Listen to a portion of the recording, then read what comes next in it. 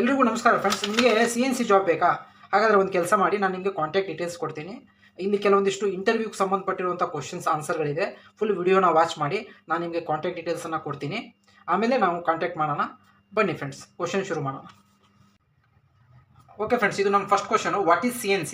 Y is better than conventional machine? ನೋಡಿ, what is CNC?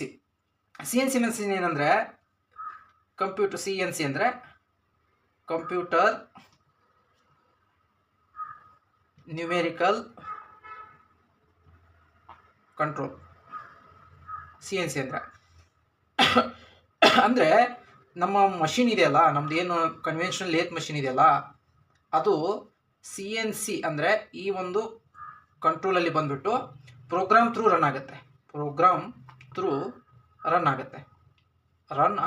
ಅಂದರೆ robot ಥರ ನಾವು ಇದಕ್ಕೆ ಪ್ರೋಗ್ರಾಮನ್ನು ಫೀಡ್ ಮಾಡ್ತೀವಿ. ಇಷ್ಟೇ ಕಟ್ ಆಗಬೇಕು, ಈ ಥರನೇ ಕಟ್ ಆಗಬೇಕು, ಇಷ್ಟೇ ಟೂಲ್ ಇಷ್ಟೇ ಮೂಮೆಂಟ್ ಆಗಬೇಕು ಅಂತ ಹೇಳ್ಬಿಟ್ಟು G ಕೋಡು ಮತ್ತು M ಕೋಡ್ಗಳನ್ನು ಬಳಸ್ಕೊಂಡು ನಾವು ಆ ಒಂದು CNCಯನ್ನು ರೆಡಿ ಮಾಡ್ತೀವಿ. ಮ್ಯಾನುಫ್ಯಾಕ್ಚರರ್ಸು ರೆಡಿ ಮಾಡ್ತಾರೆ, ಅದಕ್ಕೆ CNC ಅಂತಾರೆ. ಅದು ಬೆಟರ್ ದೆನ್ ಕನ್ವೆನ್ಷನಲ್ ಮಷಿನ್ ಏನಂತಂದರೆ ಮ್ಯಾನುವಲ್ ಆಗಿರೋದು ನಾವು ಆಟೋಮೆಟಿಕ್ ಆಗಿ ರನ್ ಮಾಡೋ ಥರ ಇರೋದ್ರಿಂದ ಅದು ಬೆಟರ್ ದೆನ್ ಕನ್ವೆನ್ಷನಲ್ ಮಷಿನ್ ಅಂತ ನೀವು ಆನ್ಸರ್ ಮಾಡ್ಬೋದು. ಇನ್ನೊಂದು, ನಾನು ಕೊಡುವಂಥ ಏನು ಡೀಟೇಲ್ಸ್ ಇದೆ, ನೀವು ಅಲ್ಲಿ ಕ್ವಶನ್ ಆ್ಯಂಡ್ ಆನ್ಸರ್ ಕನ್ನಡದಲ್ಲೇ ಮಾಡ್ಬೋದು, ಏನು ತೊಂದರೆ ಇಲ್ಲ. ಬಟ್ ನೀವು ಅವ್ರ ಜೊತೆ ಯಾವ ಥರ ಇಂಟ್ಯಾಕ್ಟ್ ಮಾಡ್ತೀರಾ ಅದ್ರ ಮೇಲೆ ಹೋಗುತ್ತೆ, ಸರಿನಾ? ಇವಾಗ ನೆಕ್ಸ್ಟ್ ಕ್ವಶನಿಗೆ ಬರೋಣ. ನಿಮಗೆ ಇದರಲ್ಲಿ ಏನಾದರೂ ಡೌಟ್ಸ್ ಇದ್ದರೆ, ಯಾವುದೇ ಕ್ವಶನಿಗೆ ನಿಮ್ಗೆ ಏನೇ ಡೌಟ್ ಇದ್ರೂ ನೀವು ಕಮೆಂಟ್ ಮಾಡ್ಬೋದು. ಬಟ್ ಇದರಲ್ಲಿ ಏನಂದರೆ, ನೀವು ಇನ್ನೂ ಸ್ವಲ್ಪ ಬೆಟರ್ ನೀವು ಎಕ್ಸ್ಪೀರಿಯನ್ಸ್ ಇದ್ದೀರಿ ಅಂತಂದರೆ ನೀವು ಇನ್ನೂ ಕೆಲವೊಂದಿಷ್ಟು ಇದರಲ್ಲಿ ಆ್ಯಡ್ ಮಾಡ್ಕೋಬೋದು. ಏನಂದರೆ, ಸರ್ ಕನ್ವೆನ್ಷನಲ್ ಮಷಿನ್ಗಿಂತ CNC ಮಷಿನಲ್ಲಿ ಎಕ್ಯುರೇಸಿ ಇರುತ್ತೆ, ಮತ್ತು ಪ್ರೊಡಕ್ಷನ್ ಜಾಸ್ತಿ ಮಾಡ್ಬೋದು. ಹ್ಯೂಮನ್ ಎರರ್ ಇದೆಯಲ್ಲ, ಹ್ಯೂಮನ್ ಎರರ್ ಕಡಿಮೆ ಆಗುತ್ತೆ. ಕನ್ವೆನ್ಷನಲ್ ಮಷಿನಲ್ಲಿ ಏನಾಗುತ್ತೆ, ಕನ್ವೆನ್ಷನಲ್ ಮಷಿನ್ ಅಂದರೆ ಲೇತು, ಕನ್ಫ್ಯೂಸ್ ಮಾಡ್ಕೋಬೇಡಿ, ಇದು ಒಂದು ಟೆಕ್ನಿಕಲ್ ವರ್ಡು. ಲೇತಲ್ಲಿ ಮ್ಯಾನ್ಯಲ್ ಆಗಿ ಆಪ್ರೇಟ್ ಮಾಡಬೇಕು. ಆಮೇಲೆ ಲೆಸ್ ಎಕ್ಯುರೇಸಿ ಇರುತ್ತೆ. ಆಮೇಲೆ ಹ್ಯೂಮನ್ ಎರರ್ ಇದೆಯಲ್ಲ ಜಾಸ್ತಿ ಬರುತ್ತೆ. ಎಕ್ಸ್ಪೀರಿಯನ್ಸ್ ಆಗೋವರೆಗೂ ನಿಮಗೆ ಸ್ಕ್ರ್ಯಾಪ್ ಆಗ್ತಾ ಇರುತ್ತೆ ಅಥವಾ ರಿಜೆಕ್ಷನ್ ಆಗ್ತಾ ಇರುತ್ತೆ. ಇದು ಫಸ್ಟ್ ಕ್ವಶನ್. ಹಾಗಾದರೆ ಸೆಕೆಂಡ್ ಕ್ವಶನ್ಗೆ ಹೋಗೋಣ ಬನ್ನಿ. ಎರಡನೇ question, explain CNC machine Axis system ಅಥವಾ ಎಕ್ಸ್ಪ್ಲೇನ್ CNC ಮಷಿನ್ ಆಕ್ಸಿಸ್. ಓಕೆನಾ? ಇವಾಗ ನಿಮಗೆ ಇದನ್ನು ನೋಡೇ ಇರ್ತೀರಾ, ನೀವು ಸ್ಕೂಲಲ್ಲಿ ಕಾಲೇಜಲ್ಲಿ ಎಲ್ಲ ಓದಿರ್ತೀರಾ. ಜೆಡ್ಡು ಇದರಲ್ಲಿ ಎರಡೇ ಎಕ್ಸಿಸ್ ಬರೋದು. ಬೇಸಿಕ್ಕಾಗಿ CNC ಟರ್ನಿಂಗಲ್ಲಿ ಎರಡೇ ಎಕ್ಸಿಸ್ ಬರೋದು. ಇನ್ನು ಮಲ್ಟಿ ಎಕ್ಸಿಸ್ ಮಷಿನ್ಸ್ಗಳೆಲ್ಲ ಬೇಜಾನಿದೆ, ಟೆಕ್ನಾಲಜಿ ಬೇಜಾನಿದೆ. ಬಟ್ ನೀವು ಹೊಸಬ್ರು ಅಥವಾ ಇಂಟ್ರಲ್ಲಿ ಕಾಮನ್ ಆಗಿ ಕೇಳುವಂಥ ಕ್ವಶನ್ನು ಏನಪ್ಪ ಅಂತಂದರೆ, ಎಕ್ಸ್ಪೆನ್ಸಿ ಅಂದರೆ ನೀವು ಟರ್ನಿಂಗಲ್ಲಿ ಎಷ್ಟು ಎಕ್ಸಿಸ್ ಬರುತ್ತೆ, ನೀವೇನು ಓಡಿಸಿದ್ದೀರಾ ಹಂಗೆ ಅಂತ ಕೇಳ್ತಾರೆ. ನೀವು ಸಿಂಪಲ್ ಆಗಿ ಹೇಳ್ಬೋದು, ಸರ್ ಟರ್ನಿಂಗಲ್ಲಿ ಎರಡೇ ಎಕ್ಸಿಸ್ ಬರೋದು, ಒಂದು ಎಕ್ಸು ಇನ್ನೂ ಒಂದು ಜೆಡ್. ಇದು ಏನು ಡಿಫೈನ್ ಮಾಡುತ್ತೆ, ಎಕ್ಸ್ ಏನು ಡಿಫೈನ್ ಮಾಡುತ್ತೆ ಅಂದರೆ, ಎಕ್ಸು ಕಾಂಪೋನೆಂಟ್ದು ಅಥವಾ ಜಾಬ್ದು ಕಾಂಪೋನೆಂಟ್ದು ಡಯಾಮೀಟರನ್ನು ಡಿಫೈನ್ ಮಾಡುತ್ತೆ, ಸರಿನಾ? ಜೆಡ್ ಏನು ಡಿಫೈನ್ ಮಾಡುತ್ತೆ, ಜೆಡ್ ಕಾಂಪೋನೆಂಟ್ದು ಲೆಂತ್ ಡಿಫೈನ್ ಮಾಡುತ್ತೆ. ನಿಮಗೆ ಡೈಗ್ರಾಮ್ ಹಾಕ್ಬಿಟ್ಟು ತೋರಿಸ್ತೀನಿ. ಇವಾಗ ಇದು ಕಾಂಪೋನೆಂಟು ಸ್ವಲ್ಪ ದೊಡ್ಡದಾಗಿ ಬರೀತೀನಿ. ನೀವು ನೀಟಾಗಿ ಅರ್ಥ ಮಾಡಿಕೊಂಡ್ರೆ ನಿಮ್ಗೆ ಇಂಟರ್ವ್ಯೂಲ್ಲಿ ಭಾಳ ಈಜಿ ಆಗುತ್ತೆ. ಇದು ಚಕ್ ಹೋಲ್ಡ್ ಆಗಿದೆ, ಚಕ್ಕಲ್ಲಿ ಕಾಂಪೋನೆಂಟ್ ಹೋಲ್ಡ್ ಆಗಿದೆ. ಇದು ಬಂದ್ಬಿಟ್ಟು ಟೂಲ್ ಟರೆಟ್ ಸ್ಟೇಷನ್ನು. ಇದು ಎಕ್ಸಿಸ್ಸು ತೋರಿಸ್ತೀನಿ ನಿಮಗೆ, ಆಕ್ಸಿಸ್ ಹೆಂಗಿರುತ್ತೆ ಅಂತ. ಇದು ನೋಡಿ, ಎರಡು ಎಕ್ಸಿಸ್ ಇದೆ, ಇದು ಎಕ್ಸು ಜೆಡ್ಡು. ಇದು ಬಂದ್ಬಿಟ್ಟು ಎಕ್ಸ್ ಇದೆಯಲ್ಲ, ಇದು ಡಯಾಮೀಟರು. ಡಯಾಮೀಟರನ್ನು ಡಿಫೈನ್ ಮಾಡುತ್ತೆ. ಯಾವುದು? ಎಕ್ಸ್ ಎಕ್ಸಿಸ್ಸು. ಮೇಲೆ ಹೋದರೆ ಪ್ಲಸ್ಸು, ಕೆಳಗಡೆ ಬಂದರೆ ಮೈನಸ್ಸು. ಇದು ಅದೇ ಜೆಡ್ಡು ಕಾಂಪೋನೆಂಟದ ಲೆಂತ್ ಇದೆಯಲ್ಲ, ಲೆಂತನ್ನು ಡಿಫೈನ್ ಮಾಡುತ್ತೆ. ರೈಟ್ ಸೈಡ್ ಹೋದರೆ ಪ್ಲಸ್ಸು, ಈ ಸೈಡ್ ಬಂದರೆ ಸ್ಪಿಂಡಲ್ ಸೈಡ್ ಬಂದರೆ ಮೈನಸ್. ಇಷ್ಟೇ ಎರಡೇ ಎಕ್ಸಿಸ್ಸು. ಇದೆ ಸಿಂಪಲ್. ಇಷ್ಟು ನಾನು ನಿಮಗೆ ಡೀಪಾಗಿ ಹೇಳ್ತಾ ಇದ್ದೀನಿ, ನೀವು ಸ್ವಲ್ಪ ಎಕ್ಸ್ಪ್ಲೇನ್ ಮಾಡುವಾಗ ಅರ್ಥ ಆಗಲಿ ಅಂತ ನಿಮಗೆ ನಾನು ಈ ಥರ ಹೇಳ್ತಾ ಇದ್ದೀನಿ. ಎಕ್ಸು ಕಾಂಪೋನೆಂಟ್ದು ಡಯಾಮೀಟ್ರನ್ನ ಡಿಫೈನ್ ಮಾಡುತ್ತೆ ಸರ್, ಜೆಡ್ಡು ಕಾಂಪೋನೆಂಟ್ದನ್ನ ಲೆಂತ್ ಡಿಫೈನ್ ಮಾಡುತ್ತೆ ಅಂತ ನೀವು ಹೇಳ್ಬೋದು. ಮಲ್ಟಿ ಎಕ್ಸಿಸ್ ಬಗ್ಗೆ ಕೇಳಿದ್ರೆ ನೀವು ಎಕ್ಸ್ಪೀರಿಯನ್ಸ್ ಇದ್ದರೆ ನಿಮಗೆ ಅದ್ರ ಬಗ್ಗೆ ಎಕ್ಸ್ಪ್ಲೇನ್ ಮಾಡ್ಬೋದು. ಬಟ್ ಬೇಕಾಗಿಲ್ಲ. CNC ನೀವು ಬಿಗಿನರ್ಸ್ ಆಗಿರೋದ್ರಿಂದ ಅಥವಾ ಸ್ವಲ್ಪ ಮಿಡಲ್ ಇದರಲ್ಲಿ ಇರೋದ್ರಿಂದ ನಿಮ್ಗೆ ಈ ಥರದ್ದು ಕ್ವಶನ್ಗೆ ಇಷ್ಟೇ ಆನ್ಸರ್ ಸಾಕು ಅಂದ್ಕೊಡ್ತೀನಿ. ಓಕೆನಾ ಫ್ರೆಂಡ್ಸ್? ನೆಕ್ಸ್ಟ್ ಕ್ವಶನ್ಗೆ ಹೋಗೋಣ. ನಮ್ಮ ಮೂರನೇ ಕ್ವಶನ್ ಬಂದ್ಬಿಟ್ಟು, what is absolute and incremental coordinate system ಅಥವಾ ಅಬ್ಸಲ್ಯೂಟ್ ಪ್ರೋಗ್ರಾಮಿಂಗು ಇನ್ಕ್ರಿಮೆಂಟಲ್ ಪ್ರೋಗ್ರಾಮಿಂಗ್ ಅಂತಲೂ ಕರೀತಾರೆ. ಇವಾಗ ನೋಡಿ, CNC ಟರ್ನಿಂಗಲ್ಲಿ ಈ ಎರಡು ಕೋಆರ್ಡಿನೇಟ್ ಸಿಸ್ಟಮ್ ಮೇಲೇ ಫುಲ್ CNC ಟರ್ನಿಂಗನ್ನು ಆಪ್ರೇಟ್ ಮಾಡೋದು. ಮ್ಯಾಕ್ಸಿಮಮ್ ಇಂಡಿಯಾದಲ್ಲಿ ಅಬ್ಸಲ್ಯೂಟ್ ಕೋಆರ್ಡಿನೇಟ್ ಸಿಸ್ಟಮ್ ಯೂಸ್ ಮಾಡ್ತಾರೆ, ಇನ್ಕ್ರಿಮೆಂಟಲ್ ಮಾಡಲ್ಲ. ನೀವು ಕೇಳಿದ್ರೆ ಎರಡು ಕೋಆರ್ಡಿನೇಟ್ ಸಿಸ್ಟಮ್ ಇದೆ ಸರ್ ಅಂತ ಹೇಳ್ಬೋದು. ಅದ್ರದ್ದು ಕೋಡ್ ಏನು ಅಂತ ಕೇಳಿದ್ರೆ ಜಿ ಕೋಡ್ ಕೇಳಿದ್ರೆ ನೀವು ಅಬ್ಸಲ್ಯೂಟ್ದು ಬಂದುಬಿಟ್ಟು G90, ಇನ್ಕ್ರಿಮೆಂಟಲ್ದು ಬಂದುಬಿಟ್ಟು G91. ನೀವು ಬಿಗಿನರ್ಸ್ ಇದ್ದರೆ ನಿಮಗಿದು ಸ್ವಲ್ಪ ಕನ್ಫ್ಯೂಸ್ ಆಗ್ಬೋದು. ಇದನ್ನು ರೂಢಿ ಮಾಡ್ಕೊಳ್ಳಿ. ಇವಾಗ ನಾನು ಕೊಡೋ ಡೀಟೇಲ್ಸ್ಗೆ ನೀವು ಇಂಟರ್ವ್ಯೂ ಹೋಗ್ಬೇಕಂದ್ರೆ ಇದನ್ನು ನೋಟ್ ಮಾಡ್ಕೊಳ್ಳಿ, ಪ್ರಾಕ್ಟೀಸ್ ಮಾಡ್ಕೊಳ್ಳಿ. ಮ್ಯಾಕ್ಸಿಮಮ್ಮು ನೀವು ಇದನ್ನು ಅಲ್ಲಿ ಕರೆಕ್ಟಾಗಿ ಆನ್ಸರ್ ಮಾಡೋ ಥರ ಪ್ರಿಪೇರ್ ಆಗಿಬಿಟ್ಟು ಹೋಗಿ. ಬಟ್ ಎಕ್ಸ್ಪೀರಿಯನ್ಸ್ ಇದ್ದರೆ ನಿಮಗೆ ಸ್ವಲ್ಪ ಇದ್ರ ಬಗ್ಗೆ ತಿಳ್ಕೊಂಡ್ರೆ ಸಾಕು. ಇವಾಗ ಅಬ್ಸಲ್ಯೂಟ್ ಅಂದರೆ ಏನು ನಿಮ್ಗೆ ಹೇಳ್ತೀನಿ, ಇನ್ಕ್ರಿಮೆಂಟಲ್ ಅಂದರೆ ಏನು ಹೇಳ್ತೀನಿ. ಇವಾಗ ಇದು ಕಾಂಪೋನೆಂಟ್ ಇದೆ, ನೀವು ಪ್ರೋಗ್ರಾಮ್ ಬರೀಬೇಕು ಅಥವಾ ಮಷಿನ್ ರನ್ ಮಾಡಬೇಕು ಅಂತಂದರೆ ಪ್ರೋಗ್ರಾಮ್ ಬರೀಲೇಬೇಕಲ್ವಾ. ಪ್ರೋಗ್ರಾಮ್ ಎಲ್ಲಿಂದ ಸ್ಟಾರ್ಟ್ ಆಗುತ್ತೆ? ಇವಾಗ ನಾವು G90 ಹಾಕೊಂಡು ಪ್ರೋಗ್ರಾಮ್ ಬರುತ್ತೆ ನಮಗೆ ಇಲ್ಲಿಂದ ತೊಗೊಳುತ್ತೆ. ಫಾರ್ ಎಕ್ಸಾಂಪಲ್ಲು ಇವಾಗ ಇದನ್ನು ಸ್ಟೆಪ್ ಟರ್ನಿಂಗ್ ಅಂತ ಅಂದ್ಕೊಳ್ಳೋಣ. ಸ್ಟೆಪ್ ಟರ್ನಿಂಗು ಜಾಬ್, ಇದು ಸ್ಟೆಪ್ ಟರ್ನಿಂಗು. ನಮಗೆ G90 ಅಂದರೆ ಇದು ಇದೆಯಲ್ಲ ಅಬ್ಸಲ್ಯೂಟ್ ಅಂತಂದರೆ ನಾವು ಪ್ರೋಗ್ರಾಮು ಅಥವಾ ಟೂಲ್ ನಮ್ಮದು ಇಲ್ಲಿಂದ ಸ್ಟಾರ್ಟ್ ಆಗುತ್ತೆ.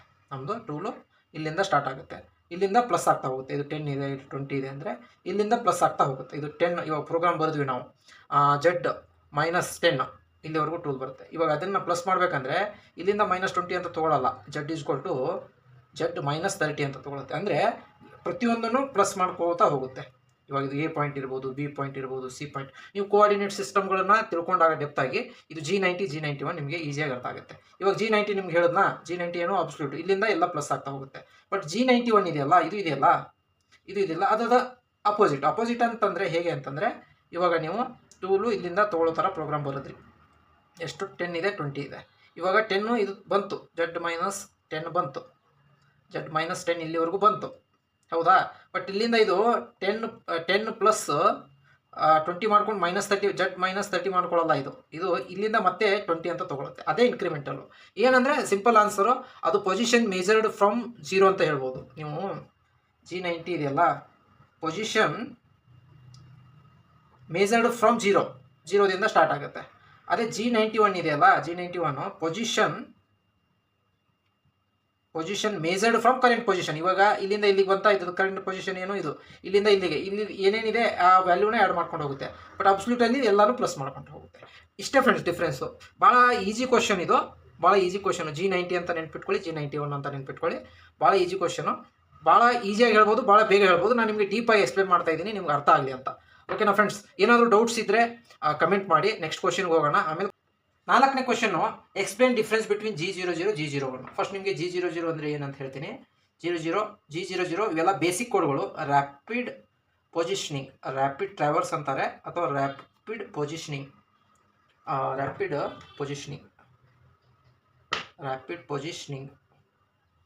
ಅಥವಾ ಟ್ರಾವರ್ಸ್.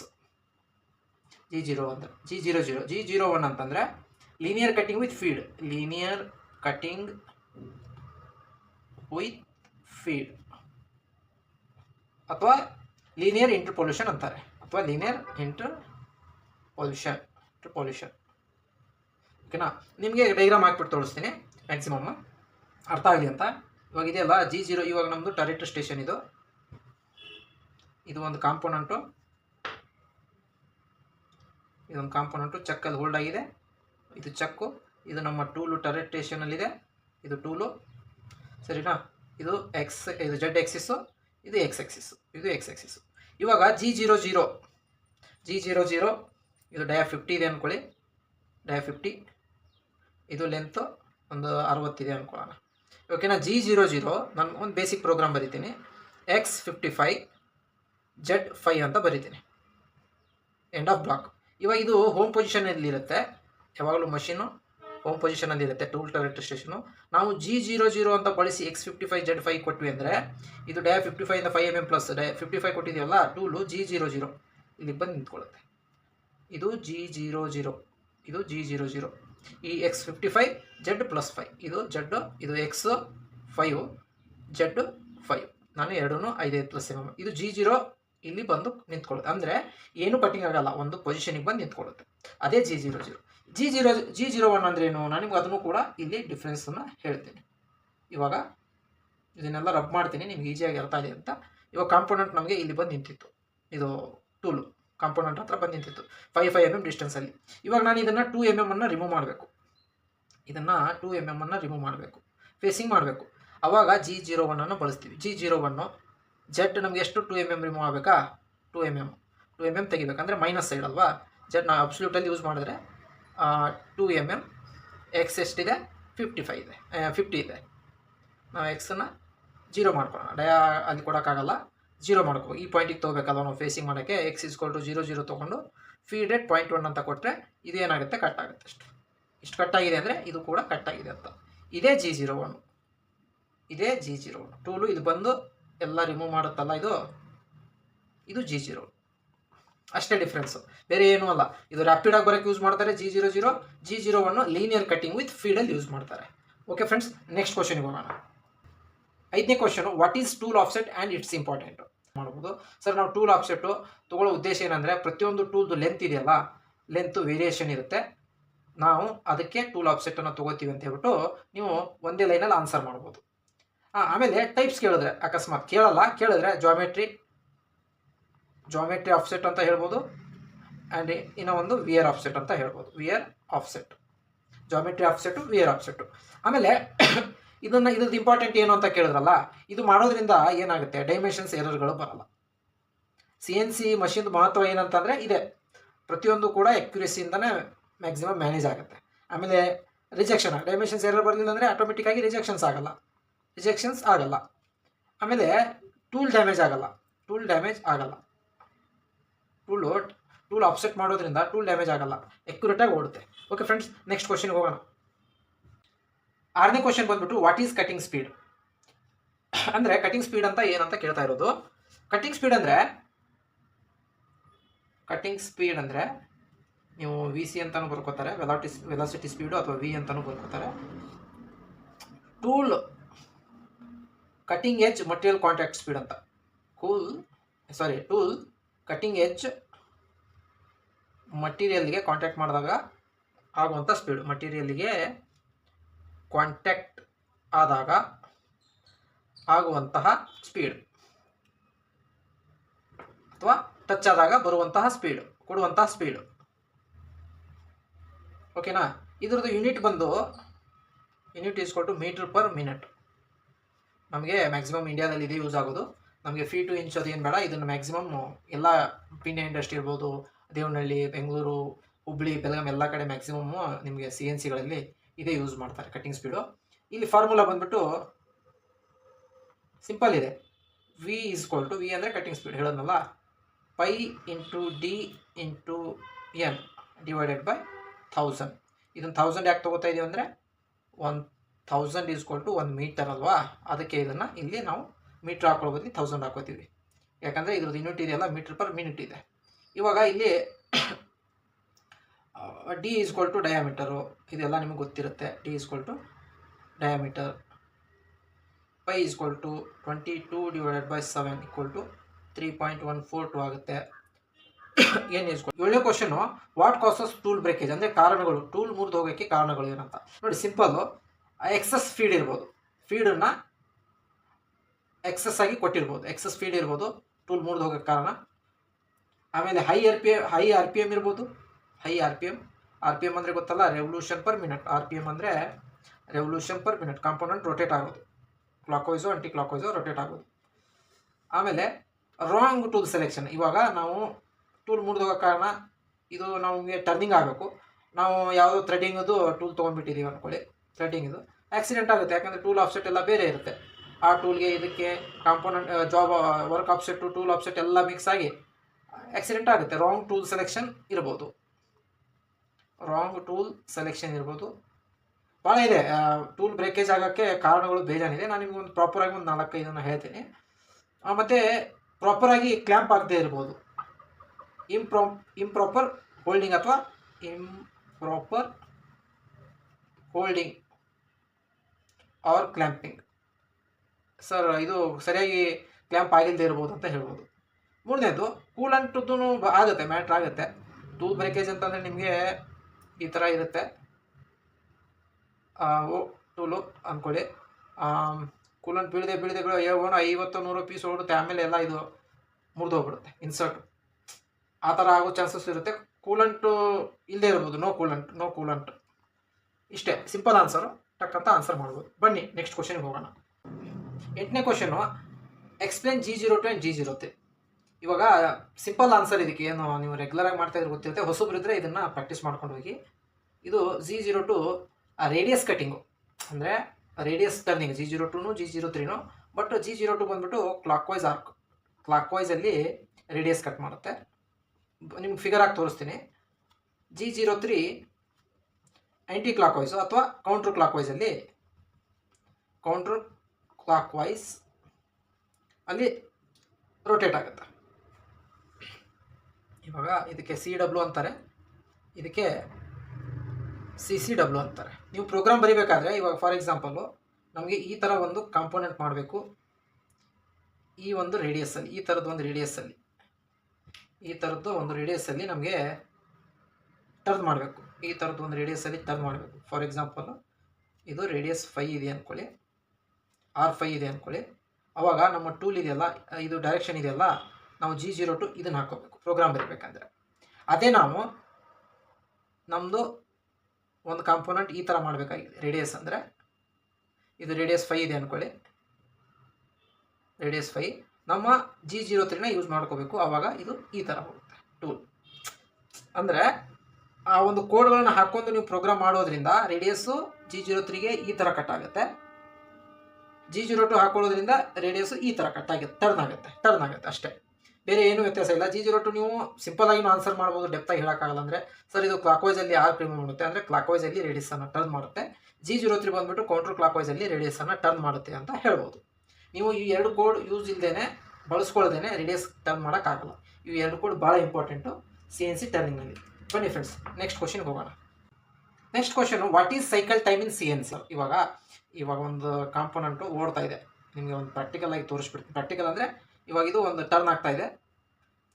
ನೀವು ನೋಡಿರ್ತೀರ ಸ್ಕ್ರೀನಲ್ಲಿ ಡಿಸ್ಪ್ಲೇ 1 ಸೆಕೆಂಡು, 2 ಆಗುತ್ತೆ, 3 ಆಗುತ್ತೆ, 4 ಆಗುತ್ತೆ, 5 ಆಗುತ್ತೆ, 15, 50, 60, ಒಂದು 2 ನಿಮಿಷ 30 ಸೆಕೆಂಡ್ ಆಗುತ್ತೆ ಅಂದ್ಕೊಳ್ಳಿ.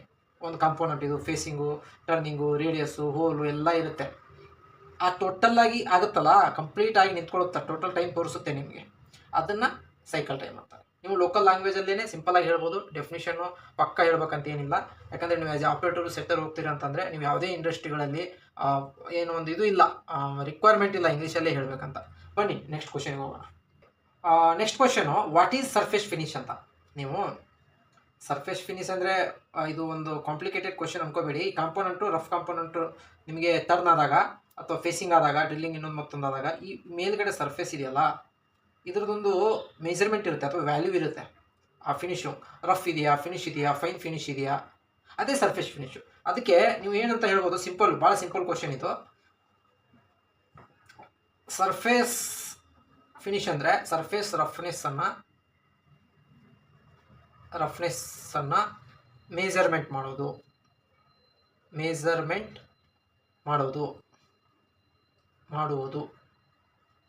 ಅಥವಾ ಸರ್ಫೇಸ್ ರಫ್ನೆಸ್ ವ್ಯಾಲ್ಯೂನೇ ಸರ್ಫೇಸ್ ಫಿನಿಶ್ ಅಂತ ಹೇಳ್ಬೋದು. ಜನರಲ್ ಆಗಿ ರಫ್ನೆಸ್ ವ್ಯಾಲ್ಯೂ ಅದ್ರದ್ದು ಯೂನಿಟನ್ನು ನೀವು ಅಕಸ್ಮಾತ್ ನಿಮಗೆ ಅದ್ರ ಬಗ್ಗೆ ಇನ್ನೂ ಸ್ವಲ್ಪ ಎಕ್ಸ್ಟ್ರಾ ಹೇಳ್ಬೇಕಂದ್ರೆ RA ಅಂತ ಹೇಳ್ಬೋದು. ಇಂಡಸ್ಟ್ರಿಗಳಲ್ಲಿ ಯೂಸ್ ಮಾಡ್ತಾರೆ. ಸಿಂಪಲ್ ಆಗಿ ಏನಂದರೆ ಸರ್ಫೇಸ್ ರಫ್ನೆಸ್ಸನ್ನು ಮೆಜರ್ಮೆಂಟ್ ಮಾಡೋದು ಸರ್. ಅದರಲ್ಲಿ ಏನು ಬರುತ್ತೆ, ಫಿನಿಶು, ಫೈನ್ ಫಿನಿಶು, ರಫು ಇವೆಲ್ಲ ಬರ್ತವೆ, ಗ್ರೇಡ್ಗಳು ಬರ್ತವೆ. ಅದೆಲ್ಲ ಬೇಡ, ಸರ್ಫೇಸ್ ರಫ್ನೆಸ್ಸನ್ನು ಮೆಜರ್ಮೆಂಟ್ ಮಾಡೋದಕ್ಕೆ ಸರ್ಫೇಸ್ ಫಿನಿಶ್ ಅಂತೀವಿ ಸರ್ ಅಂತ ಹೇಳ್ಬೋದು. ಓಕೆ ಫ್ರೆಂಡ್ಸ್, ನೆಕ್ಸ್ಟ್ ಕ್ವಶನ್ಗೆ ಹೋಗೋಣ. Next question, what is dry run in CNC ಅಂತ. ಇದು ಕೂಡ ಒಂಥರ ಸಿಂಪಲ್ ಆನ್ಸರೇ, ಭಾಳ ಕನ್ಫ್ಯೂಸ್ ಮಾಡ್ಕೊಳ್ಳೋವಂಥ ಅವಶ್ಯಕತೆ ಇಲ್ಲ. ಪ್ರೋಗ್ರಾಮನ್ನು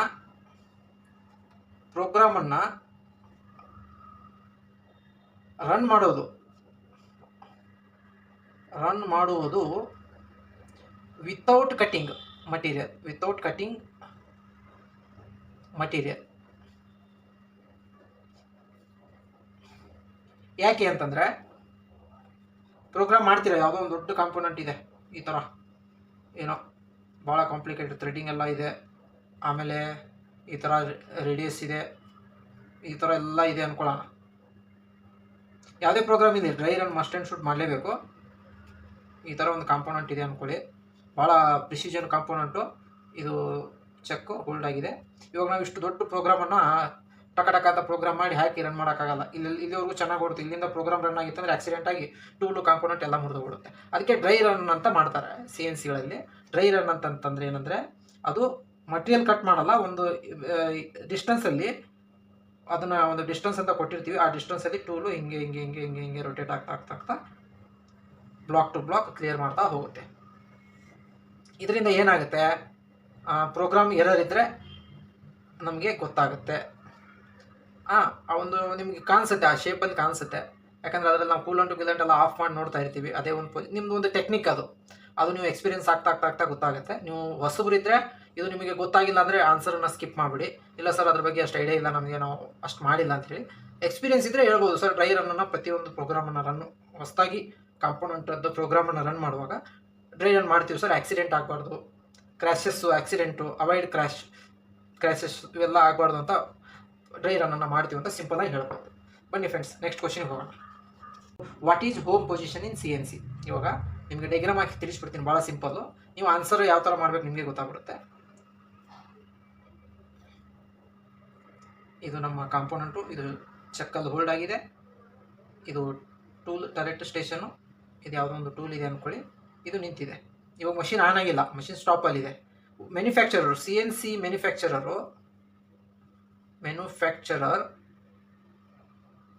ಈ ಒಂದು ಎಕ್ಸಿಸಿಂದ, ಈ ಒಂದು ಸ್ಪಿನ್ ಎಕ್ಸ್ ಮತ್ತು ಜೆಡ್ ಎಕ್ಸಿಸ್ಸು, ಎಕ್ಸ್ ಜೆಡ್ ಇದೆಯಲ್ಲ, ಇದು ಪ್ಲಸ್ ಆಗುತ್ತೆ, ಇದು ಪ್ಲಸ್ ಇರುತ್ತೆ, ಇದು ಮೈನಸ್ಸು.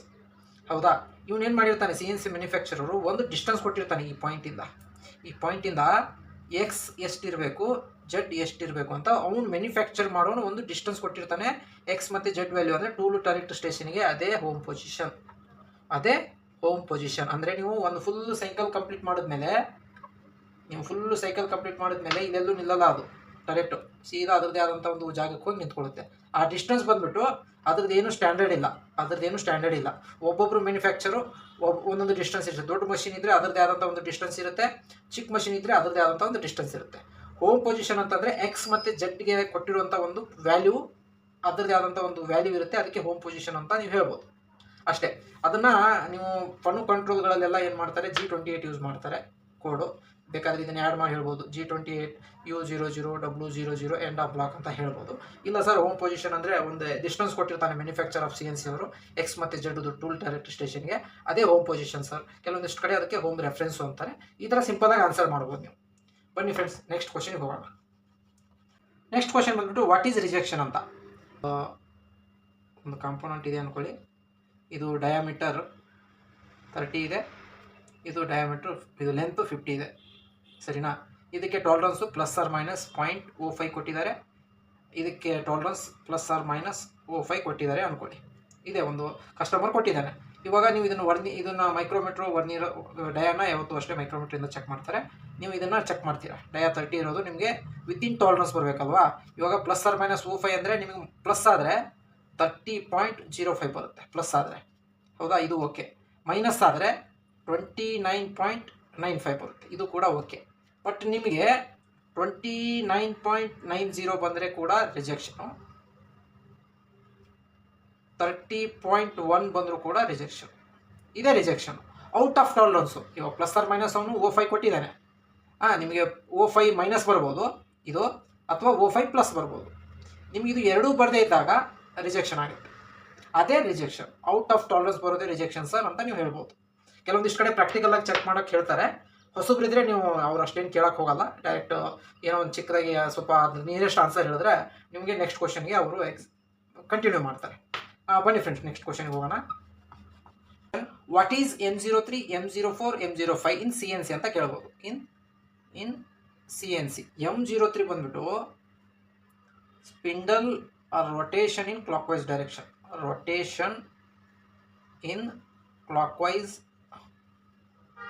ಡೈರೆಕ್ಷನ್, ಅಂದರೆ CW. M04 ಬಂದ್ಬಿಟ್ಟು ಸ್ಪಿಂಡಲ್ ರೊಟೇಷನ್ ಇನ್ CCW, ಅಂದರೆ ಕೌಂಟರ್ ಕ್ಲಾಕ್ವೈಸ್ ಡೈರೆಕ್ಷನ್ ಅಥವಾ ಆ್ಯಂಟಿ ಕ್ಲಾಕ್ವೈಸ್ ಡೈರೆಕ್ಷನ್ ಅಂತಲೂ ಕರೀತಾರೆ. M05 ಬಂದ್ಬಿಟ್ಟು ಸ್ಪಿಂಡಲ್ ಸ್ಟಾಪ್. ಇವು ಎಮ್ ಕೋಡ್ಸ್ ಇದಾವಲ್ಲ, ಇದರಿಂದ ಯಾವುದೂ ಜಾಬ್ ಕಟ್ ಆಗಲ್ಲ, ಕಟ್ಟಿಂಗ್ಸ್ ಆಪ್ಷನ್ಸ್ ಇಲ್ಲ ಇದರಲ್ಲಿ. ಯಾವುದೂ ಥರದ್ದು ಮಿಸಿಲಿನಿಯಸ್ ಫಂಕ್ಷನಿಂಗ್ ಅಂತಾರೆ ಇವಕ್ಕೆ. ಫಂಕ್ಷನಿಂಗಿಗೆ ಅಷ್ಟೇ ಯೂಸ್ ಮಾಡ್ತಾರೆ. ಎಮ್ ಕೋಡ್ಗಳು ಕೂಡ ಇಂಪಾರ್ಟೆಂಟೇ. ನೋಡಿ ಇಲ್ಲಿ ಕ್ವಶನ್ ಏನು ಕೇಳಿದ್ರೆ ಅಷ್ಟು ಆನ್ಸರ್ ಮಾಡಿ. M03 ಅಂದ್ರೆ ಏನು, M04 M05 ಏನು ಅಂತ ಕೇಳಿದ್ದಾರೆ ಅವರು CNCಯಲ್ಲಿ. ಸರ್ M03 ಅಂದರೆ ಸ್ಪಿಂಡಲ್ ರೊಟೇಟ್ ಆಗುತ್ತೆ ಕ್ಲಾಕ್ ವೈಸ್ ಡೈರೆಕ್ಷನಲ್ಲಿ. M04 ಆಂಟಿ ಕ್ಲಾಕ್ ವೈಸು ಅಥವಾ ಕೌಂಟರ್ ಕ್ಲಾಕ್ ವೈಸಲ್ಲಿ ರೊಟೇಟ್ ಆಗುತ್ತೆ ಸರ್. M05 ಬಂದುಬಿಟ್ಟು ಸ್ಪಿಂಡಲ್ ಸ್ಟಾಪ್. ಇವೆಲ್ಲ ನೀವು ಪ್ರೋಗ್ರಾಮಲ್ಲಿ ಯೂಸ್ ಮಾಡ್ಕೋತೀವಿ ನಾವು, ಕಾಂಪೋನೆಂಟ್ ಮೇಲೆ ಡಿಪೆಂಡ್ ಆಗುತ್ತೆ. ನಮ್ಗೆ M03 ಬೇಕಾ, M04 ಬೇಕಾ, M05 ಸ್ಪಿಂಡಲ್ ಆಫ್ ಮಾಡೋಕ್ಕೆ ಟೂಲು ಮತ್ತು ಕಾಂಪೋನೆಂಟ್ ಮೇಲೆ ನಾವು ಈ M03 ಮತ್ತು ಈ M04 ಅನ್ನು ಡಿಸೈಡ್ ಮಾಡ್ತೀವಿ. ಎಕ್ಸ್ಪ್ಲೇನ್ ಕೇಳಿದ್ರೆ ಅವರು, ಬಟ್ ಇದು ಕೋಡ್ ಅಷ್ಟೇ ಕೇಳಿರೋದ್ರಿಂದ ನೀವು ಸ್ಪಿಂಡಲ್ ರೊಟೇಷನು CW, ಸ್ಪಿಂಡಲ್ ರೊಟೇಷನ್ ಇನ್ CCW ಅಂತ ಹೇಳ್ಬೋದು. ಸರಿನಾ? ನೆಕ್ಸ್ಟ್ ಕ್ವಶನ್ಗೆ ಹೋಗೋಣ. ನೆಕ್ಸ್ಟ್ ಕ್ವಶನ್ಗೆ ಹೋಗೋಕ್ಕಿಂತ ಮುಂಚೆ ನಾನು ನಿಮ್ಗೆ ಏನು ಹೇಳ್ತೀನಿ ಅಂತಂದರೆ, ನೀವು ನಿಮ್ಮ ರಿಸ್ಯೂಮನ್ನು ನಾನು ಒಂದು ಮೇಲ್ ಕೊಡ್ತೀನಿ, ಕಮೆಂಟನ್ನು ಪಿನ್ ಮಾಡ್ತೀನಿ ನನ್ನ ಕಮೆಂಟ್ಸ್ ಸೆಕ್ಷನಲ್ಲಿ. ಅಲ್ಲಿ ನೀವು ನಿಮ್ಮ ನಿಮ್ಮ ರಿಸ್ಯೂಮನ್ನು ಇಮೇಲ್ ಮಾಡಿ. ನೀವು ಇಮೇಲಲ್ಲಿ ನಂಬರ್ ಕೊಟ್ಟಿರ್ತೀರಲ್ಲ, ನಾನೇ ನಿಮಗೆ ಸ್ವತಃ ಕಾಂಟ್ಯಾಕ್ಟ್ ಮಾಡ್ತೀನಿ. ಓಕೆ ಫ್ರೆಂಡ್ಸ್, ನಾನು ನಿಮ್ಗೆ ಹೇಳಿರುವ ಹಾಗೆಯೇ ಮೆಸೇಜ್ನಲ್ಲಿ ಅಂದರೆ ಕಮೆಂಟ್ ಸೆಕ್ಷನ್ನಲ್ಲಿ ಮೆಸೇಜನ್ನು ಪಿನ್ ಮಾಡ್ತೀನಿ, ಅಂದರೆ ಡೀಟೇಲ್ಸನ್ನು ಪಿನ್ ಮಾಡ್ತೀನಿ ಅಂತ ಹೇಳಿದ್ದೆ. ನಾನು CNCVMC ಎಲ್ಲ small letter, machining Kannada @gmail.com ಅಂತ ಅಲ್ಲಿ ಪಿನ್ ಮಾಡಿದ್ದೀನಿ. ನಿಮ್ಮ ರಿಸ್ಯೂಮ್ ಏನಿದೆ ಡೀಟೇಲ್ಸನ್ನು ಅಲ್ಲಿ ಕಳಿಸಿ. ಅದರಲ್ಲಿ ವಾಟ್ಸಪ್ ನಂಬರ್ ಆ್ಯಂಡ್ ನಿಮ್ಮ ಇಮೇಲ್ ಇರಲೇಬೇಕು. ಇವಾಗ ಇದು ಲಾಸ್ಟ್ ಕ್ವಶನ್, ಭಾಳ ಇಂಪಾರ್ಟೆಂಟ್ ಕ್ವಶನು. ನೀವು ಆಪ್ರೇಟರ್ ಇರ್ಬೋದು, ಸೆಟ್ಟರ್ ಇರ್ಬೋದು, ಪ್ರೋಗ್ರಾಮರ್ ಇರ್ಬೋದು. ಇದಕ್ಕೆ ಆನ್ಸರ್ ಬಂದುಬಿಟ್ಟು ಭಾಳ ಒಂಥರ ಬೃಹತ್ವಾಗಿದೆ, ಅಂದರೆ ಸ್ಟ್ರಾಂಗ್ ಇದೆ. ನಿಮಗೆ ಡ್ರಾಯಿಂಗ್ ರೀಡಿಂಗ್ ಗೊತ್ತಿರಬೇಕು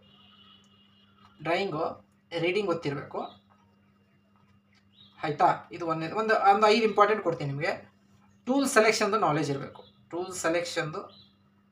ನಾಲೆಜ್ ಇದು ಹೊಸಬರಿಗೆ, ಅಂದರೆ ಇವಾಗ ತಾನೇ ITI ಮುಗಿಸಿ ಅದಕ್ಕೆ ಹೋಗ್ತಾ ಇದ್ರಲ್ಲ, ಅವ್ರಿಗೆ ಇದು ಆನ್ಸರ್ ಮಾಡೋದು ಸ್ವಲ್ಪ ಕಷ್ಟ ಆಗುತ್ತೆ. ನೀವು ಬೇಸಿಕ್ಕಾಗಿ ಹೇಳ್ಬೋದು, ಸರ್ ನನಗೆ ಅಷ್ಟು ಅನುಭವ ಇಲ್ಲ, ಡ್ರಾಯಿಂಗ್ ರೀಡಿಂಗು ಅದು ಇದೆಲ್ಲ ಮಾಡ್ತೀನಿ ಸರ್, ಟೂಲ್ಸ್ ಬಗ್ಗೆ ಸ್ವಲ್ಪ ನಾಲೆಜ್ ಇದೆ ಅಂತ ನೀವು ಇಷ್ಟು ಹೇಳ್ಬೋದು. ಯಾಕಂದರೆ ನೀವು ಪಕ್ಕ ಗೊತ್ತಿದೆ ಅಂತಂದಾಗ ಇವೆಲ್ಲ ನೀವು ಅಲ್ಲಿ ರೀಡಿಂಗ್ ಪ್ರಾಕ್ಟಿಕಲಾಗಿ ಮಾಡಿಸಿದ್ರೆ, ಮ್ಯಾಕ್ಸಿಮಮ್ ಕಡೆಯೂ ಪ್ರಾಕ್ಟಿಕಲ್ ಮಾಡಿಸ್ತಾರೆ. ನಿಮಗೆ ಸ್ಯಾಲ್ರಿ ಸಮ್ಟೈಮ್ಸು ಎಕ್ಸ್ಪೆಕ್ಟೇಷನ್ಸ್ ಜಾಸ್ತಿ ಇದ್ದಾಗ ಇವೆಲ್ಲ ಮಾಡಿಸ್ತಾರೆ. ಅವರಿಗೆ ಹೈ ಪ್ರೋಗ್ರಾಮರು ಅಥವಾ ಸೆಟ್ಟರು ಇವು 3 ಕಾಂಬಿನೇಷನಲ್ಲಿ ಬೇಕಾದಾಗ 108 ಕ್ವಶನ್ಗಳು ಕೇಳ್ತಾರೆ. ಇವಾಗ ನಾನು ನಿಮ್ಗೆ ಅದು 5 ಇಂಪಾರ್ಟೆಂಟ್ ಕ್ವಶನ್ಗಳನ್ನು ತಿಳಿಸ್ತೀನಿ. ಇವಾಗ drawing reading, tool selection knowledge, speed ಮತ್ತು ಫೀಡ್ ಬಗ್ಗೆ ಕೇಳ್ತಾರೆ, ಸ್ಪೀಡ್ ಆ್ಯಂಡ್ ಫೀಡ್ ಬಗ್ಗೆ ಕೇಳ್ತಾರೆ. ನಾನು ಇವೆಲ್ಲ ಕವರ್ ಮಾಡೋಕ್ಕಾಗಿಲ್ಲ. ಇಂಪಾರ್ಟೆಂಟು ಲಂಸಮ್ ಆಗಿ ನಾನು 15 ಕ್ವಶನ್ಗಳನ್ನು ನಾನು ಕವರ್ ಮಾಡಿದ್ದೀನಿ. ನಿಮಗೆ ಇನ್ನೂ ಕ್ವಶನ್ಸ್ ಆನ್ಸರ್ ಬೇಕಂದರೆ ಇಂಟು ಕ್ವಶನ್ ನನಗೆ ಕಮೆಂಟ್ ಮಾಡಿ.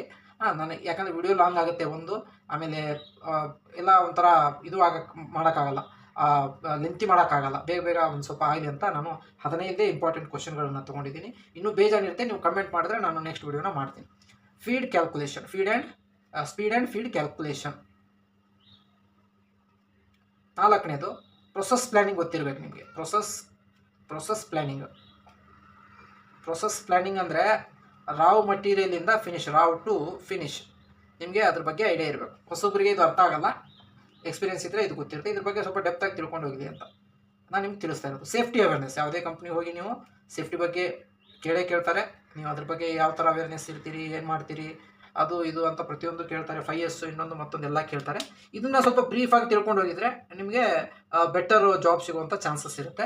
15 ಕ್ವಶನನ್ನು ನಾನು ಪ್ರಿಪೇರ್ ಮಾಡಿದ್ದೀನಿ. ಇದರಲ್ಲಿ ಏನಾದರೂ ಮಿಸ್ಟೇಕ್ಸು ಇನ್ನೊಂದು ಮತ್ತೊಂದು ಆಗಿದ್ದರೆ ದಯವಿಟ್ಟು ಕಮೆಂಟ್ ಮಾಡಿ. ನಾನು ನೆಕ್ಸ್ಟ್ ವಿಡಿಯೋದಲ್ಲಿ ಆದಷ್ಟು ಇನ್ನೂ ಒಂದು 15-20 ಕ್ವಶನ್ಗಳನ್ನು ಕವರ್ ಮಾಡೋಕ್ಕೆ ನೋಡ್ತೀನಿ. ಜಾಬ್ ಆಪರ್ಚುನಿಟಿಗಳೆಲ್ಲಾದರೂ ಸಿಕ್ಕಿದರೆ ನಾನು ನನ್ನ ಕಡೆ ಎಲ್ಲಿ ಸಿಗುತ್ತೆ ನಾನು ಅದನ್ನು ಡೀಟೇಲ್ಸ್ ಹಾಕ್ತೀನಿ.